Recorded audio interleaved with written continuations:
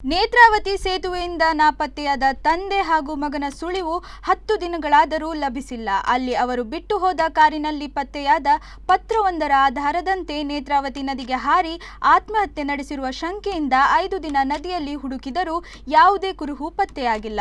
ಬಂಟ್ವಾಳ ಬಲ್ತಿಲ ನಿವಾಸಿ ಗೋಪಾಲ್ ಕೃಷ್ಣ ರೈ ಮತ್ತು ಪುತ್ರ ನಮೀಶ್ ರೈ ಫೆಬ್ರವರಿ 16ರಂದು ನಸುಕಿನ ಜಾವದ ನಿಗೂಢ ರೀತಿಯಲ್ಲಿ ನಾಪತ್ತೆಯಾಗಿದ್ದರು.